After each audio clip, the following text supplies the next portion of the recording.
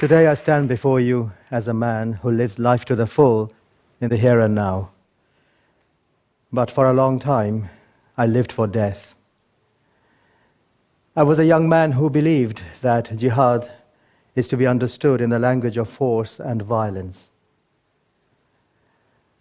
I tried to right wrongs through power and aggression. I had deep concerns for the suffering of others and a strong desire to help and bring relief to them. I thought violent jihad was noble, chivalrous, and the best way to help. At a time when so many of our people, young people especially, are at risk of radicalization, through groups like Al-Qaeda, Islamic State, and others, when these groups are claiming that their horrific brutality and violence are true jihad, I want to say that their idea of jihad is wrong, completely wrong, as was mine then. Jihad means to strive to one's utmost. It includes exertion in spirituality, self-purification, and devotion. It refers to positive transformation through learning, wisdom, and remembrance of God. The word jihad stands for all those meanings as a whole. Jihad may, at times, take the form of fighting, but only sometimes, under strict conditions, within rules and limits. In Islam, the benefit of an act must outweigh the harm or hardship it entails.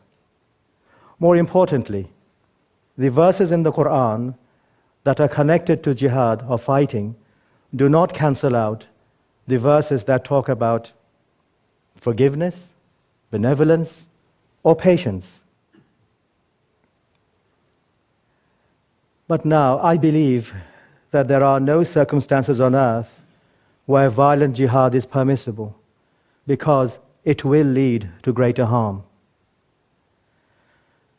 But now the idea of jihad has been hijacked. It has been perverted to mean violent struggle wherever Muslims are undergoing difficulties, and turned into terrorism by fascistic Islamists like Al-Qaeda, Islamic State, and others. But I have come to understand that true jihad means striving to the utmost to strengthen and live those qualities which God loves: honesty, trustworthiness, compassion, benevolence, reliability, respect, truthfulness, human values that so many of us share. I was born in Bangladesh, but grew up mostly in England, and I went to school here.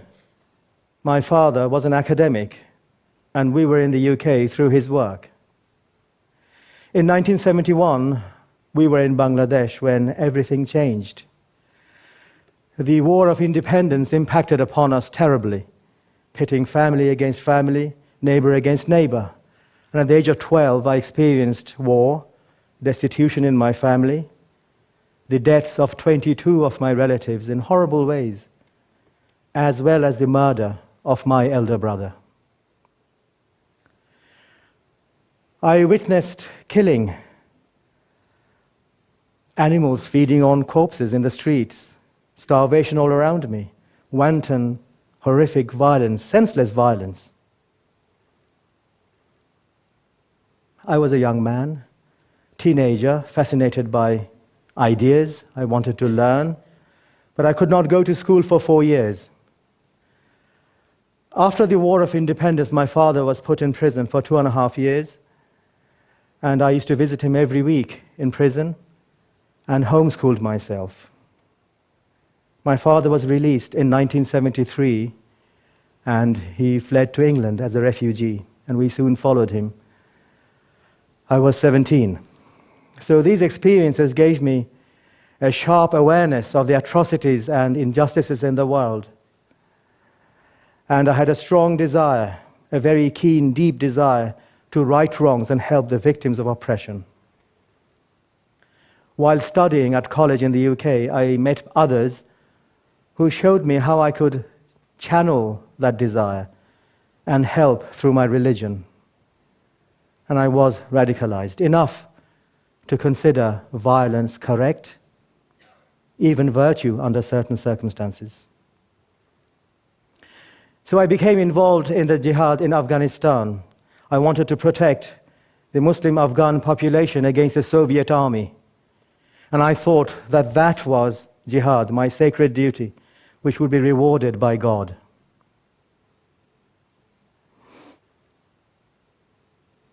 I became a preacher. I was one of the pioneers of violent jihad in the UK. I recruited, I raised funds, I trained. I confused true jihad with this perversion as presented by the fascist Islamists.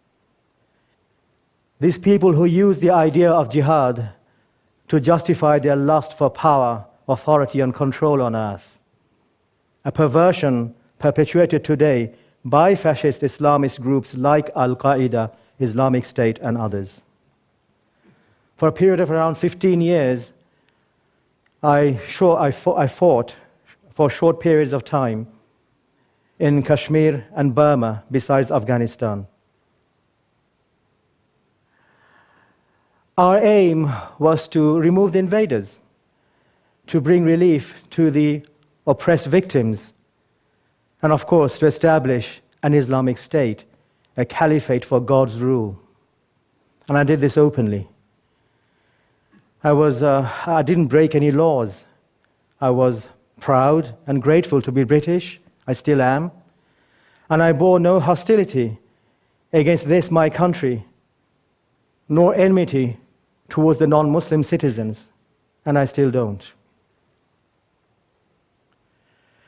During one battle in Afghanistan, some British men and I formed a special bond with a 15-year-old Afghani boy, Abdullah, an innocent, loving, and lovable kid who was always eager to please. He was poor, and boys like him did menial tasks in the camp. And he seemed happy enough, but I couldn't help wonder, his parents must have missed him dearly, and they must have dreamt about a better future for him. A victim of circumstance caught up in a war cruelly thrust upon him by the cruel circumstances of the time. One day I picked up this unexploded mortar shell in a trench, and I had it deposited in a makeshift mud hut lab. And I went out on a short, pointless skirmish, always pointless. And I came back a few hours later to discover he was dead. He tried to recover explosives from that shell. It exploded, and he died a violent death, blown to bits by the very same device that had proved harmless to me. So I started to question, how did his death serve any purpose?